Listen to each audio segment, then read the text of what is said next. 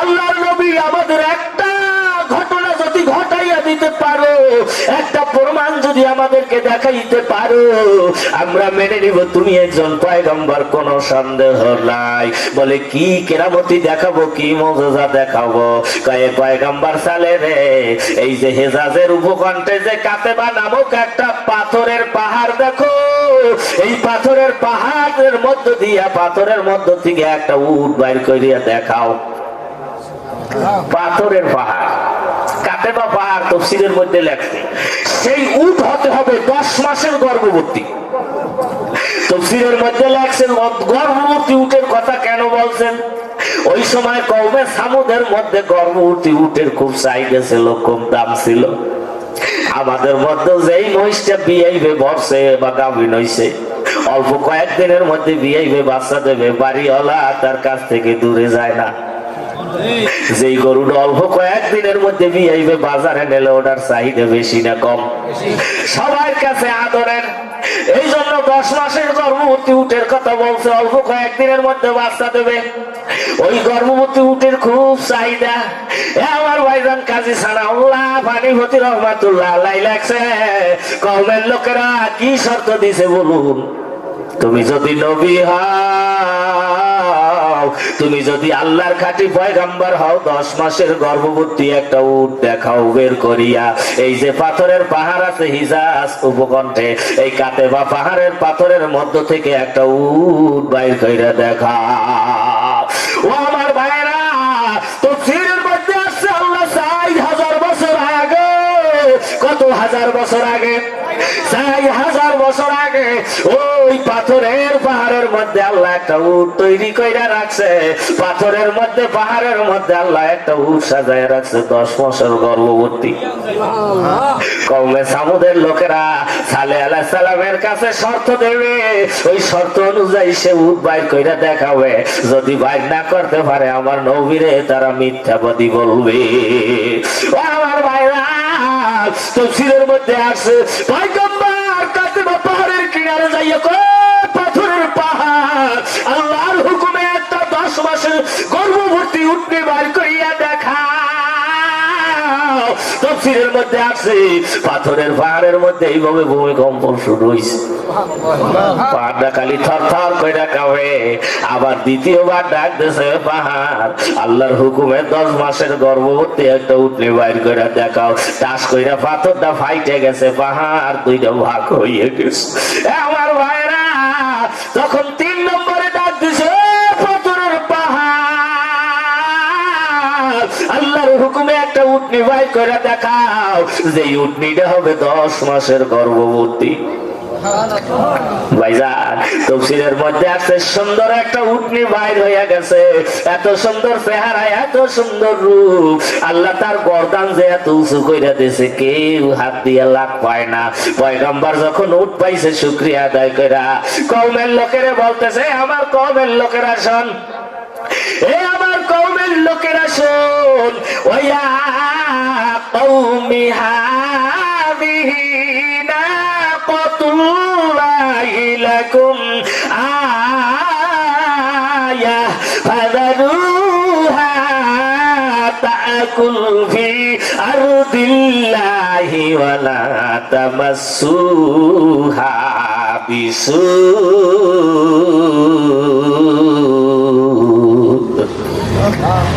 মাঠে ঘাস খাইতেছে, তাফসীরের মধ্যে লেখছে উট যখন মাঠে যাইয়া লাগছে, ঘাস 2-10 মুল লোকের তা খাইছে, কোন ঘাস নাই মাঠে। ওই উটনি যখন এলাকার পোষা প্রাণীরা দেখেন, গৃহপালিত পশুরা দেখে, গরু ছাগল ভেড়া মহিষ দুম্বা দেখে, ভাইজান ওই মাঠে ওই মুল্লুকে কোনো প্রাণী থাকে না, মখলুক থাকে না, সব দূর দিয়া পালায়। ভাইজান তাফসীরের মধ্যে লেখছে উটনি যখন ওই কুয়ার মধ্যে পানি পান করার জন্য মুখ লাগায় দেয়, ভাইজান আল্লাহর কুদরতি উটখানায় মুখ লাগাইয়া দিলে কুয়ার মধ্যে 1 ফোঁটা পানিও থাকে না, সব পানি খাইয়ে পালায়। আর ওরা হাজার হাজার বেরেল পানি নেয়, 1 ফোঁটা পানিও কমে না। উট যখন মুখ লাগায় সমস্ত পানিগুলি খাইয়া ফেলায়। এখন ওই কুয়ায় পানি আসতে বাবা 2টা দিন সময় লাগে। বলুন সুবহানাল্লাহ।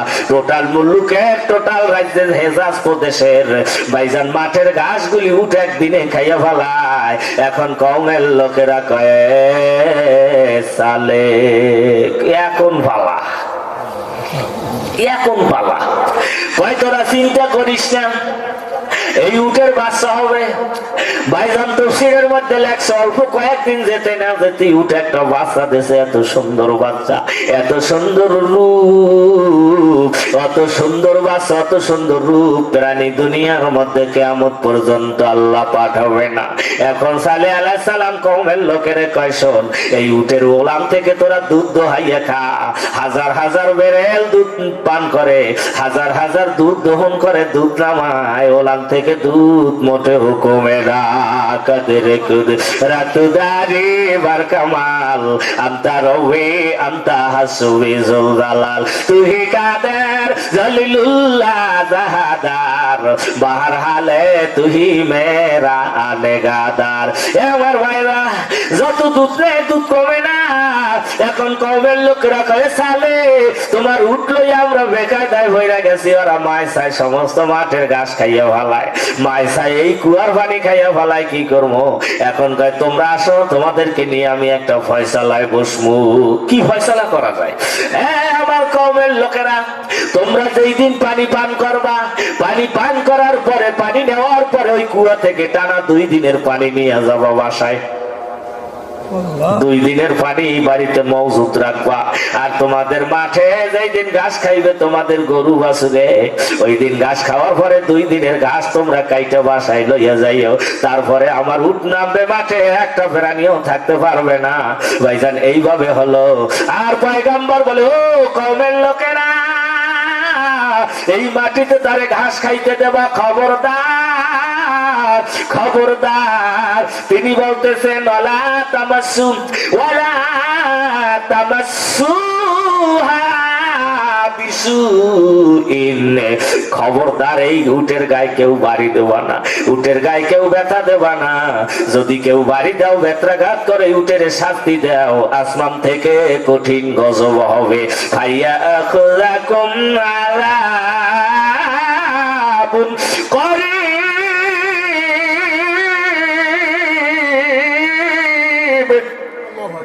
আমার ভাইরা বাবারা, ঠিক দুপুরের সময় কাফেরদের মধ্য থেকে 2টা কাফের অস্ত্র লইয়া, আমার ভাইজান অস্ত্র লইয়া ওরা আড়ালে দাঁড়াইছে। দুপুরের সময় সালে যখন খানা পিনা খাইতে বাড়িতে যাইবে, তখন আল্লাহর কুদরতি উটের রক কাইটে দেবো, পাও কাইটে দেবো, গলায় ছুরি চালামো। বলুন নাউজুবিল্লাহ। আমার ভাইরা একেবারে দুপুরের সময় মাঠে কোনো লোক নাই। সালেহ আলাইহিস সালামের আল্লাহর কুদরতি উট মাঠে ঘাস খায়। তারপরে তারা কি করলো? আল্লাহ রাব্বুল আলামিন কোরআনুল কারীমের মধ্যে সেই উটের বয়ান করে, ফাআকারুহা, তারা উটের গলায় ছুরি চালাইলো, জবাই দিল।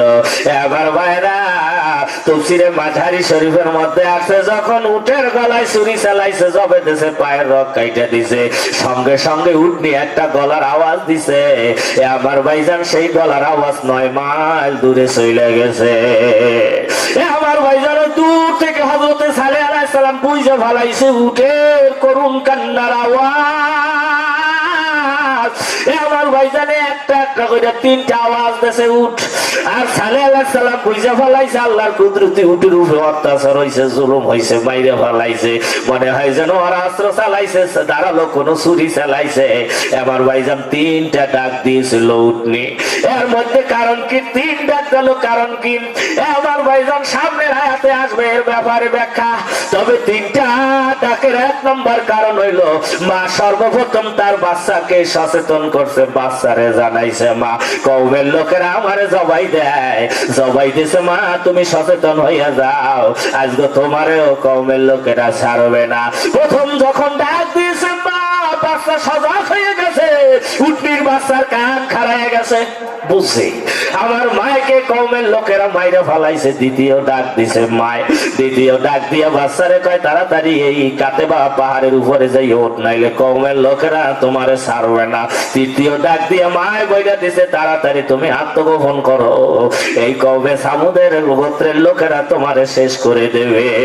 ও আমার ভাইরা, পয়গম্বর আইসে দেখে উঠ নাই, উঠের কান্না দেখে পয়গম্বরও কান্দে। এখন কওমের লোকের কওমের লোকেরা কামড়া করলা কি? এই আল্লাহর কুদরতি উটের উপরে তোমরা অত্যাচার করছো, জবে করছো, চুরি ধরছো, তোমাকে এখন উপায় নাই। তোমাদের উপর থেকে আসমান থেকে গজব হইয়া যাবে। তবে একটা কথা আমি বলে দেই, এই উটনির বাচ্চা যদি ধরতে পারো, ওই বাচ্চার কাছে যদি ক্ষমা চাইতে পারো, আল্লাহ তোমাকে বালা দেবে না, মুসিবত দেবে না, আযাব গজব দেবে না। ভাইজান তাফসীরের মধ্যে আছে লোকেরা এখন দৌড়ায়, পাগল হয়ে গেছে কওমে সামুদের লোকেরা। কামটা কি করলা? দৌড়াইতে দৌড়াইতে দেখে হেজাজের ওই কাতেবা পাহাড়ের উপরে বাচ্চাটা উঠে দাঁড়াইছে। এখন কওমের লোকেরা উঠতে চায়। ভাইজান তাফসীরের মধ্যে আছে আল্লাহ রাব্বুল আলামিন জিবরাইলকে বলে দিছে, ও জিবরাইল, এই কাতেবা পাহাড়টা জাগাইয়া ফালাও। খালি পাথরের পাহাড় খালি উপরের দিকে ওঠে, উপরের দিকে ওঠে, আর উঁচু হয়, আর উঁচু হয়। ভাইজান এত উঁচু হয়ে গেছে দুই নয়নে আর দেখা যায় না উঁচুতে কি আর উঠতে পারে না। গগন চুম্বি পাখি পর্যন্ত অত উপরে উঠতে পারে না। এবার ভাইজান তাফসীরের মধ্যে আসছে বাচ্চা সাথে সাথে পাথরের পাহাড়ের উপরে শিং দিয়ে মাথা দিয়ে আঘাত দিছে। পাথরের পাহাড়ের মধ্যে ভূমিকম্প হয়ে গেছে বাবা, এমনও ভূমিকম্প ঠক ঠক করে পাথরের পাহাড় কাঁপে। এখন দ্বিতীয় আঘাত করার পরে আল্লাহর কুদরতি উটনির বাচ্চা পাথরের পাহাড়ের মধ্যে আল্লাহ ঢুকাইয়া রাখছে। কিয়ামত পর্যন্ত ওই হেজাজের কাতেবা পাহাড়ের মধ্যে ওই বাচ্চাটাই এখনো আল্লাহ জীবিত রাখছে। কিয়ামতের ময়দানে আল্লাহ রাব্বুল আলামিন এই বাচ্চাখানা উঠাইয়া তার কাছে জিজ্ঞাসা করা হবে, তোমার মাইকে কোন কারণে কওমে সামুদের লোকেরা হত্যা করেছিল? আমার ভাইজান এখন পয়গম্বর বলে, ফাকালা তামাত্তাউ ফি দারিকুম সালাসা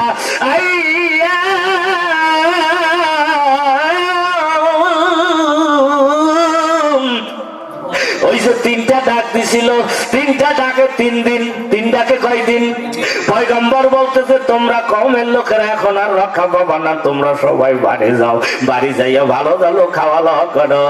আল্লাহ তোমাদেরকে 3 দিনের সময় দিছে, এই 3 দিন পর তোমাদেরকে আল্লাহ দুনিয়া থেকে ধ্বংস করে দিবে। তাফসীরে মাঝারি শরীফের মধ্যে আছে যেই দিন উট জবাই দিয়েছিল সেই দিনটা ছিল বুধবার দিন।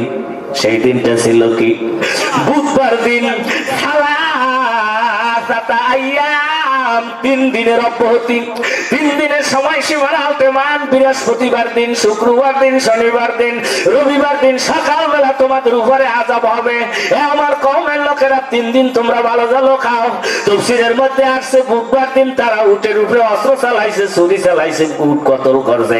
বৃহস্পতিবার দিন টোটাল কওমে সামুদের মানুষগুলি হলুদ বরণ হবে, সমস্ত মানুষগুলো হলদে হবে। তামাম কওমে সামুদের মানুষগুলি হলুদ বরণ হয়ে যাবে, সমস্ত মানুষগুলি হলুদের মতো লাল। তারপরে আসবে দ্বিতীয় দিন, শুক্রবার দিন। শুক্রবার দিন কওমে সামুদের লোকেরা সমস্ত মানুষগুলি লাল হয়ে যাবে, টকবকে লাল। সিন্দুর যেমন লাল, তোমরা সমস্ত মানুষগুলি ওইভাবে টকবকে লাল হয়ে যাবে। তারপরে আসবে শনিবার দিন। শনিবার দিন টোটাল কওমে সামুদের মানুষগুলি সব কুচ্ছিত কালো হবে। তারপর আসবে রবিবার দিন, সুবহ সাদেক, সকালবেলা। সকালবেলা আল্লাহ রাব্বুল আলামিন তোমাদের উপরে এমন শব্দ, এমন আওয়াজ, এমন বিকট শব্দ আল্লাহ জমিনে নাযিল করবি, এমন সেই ভয়ঙ্কর দুনিয়া ধ্বংসযজ্ঞ, এমন আওয়াজ কানের পর্দা ফাইটে যাইবে, কলজা ফাইটে যাইবে। তামাম কওমে সামুদ গুলা দুনিয়া থেকে ধ্বংস হইয়া যাবে।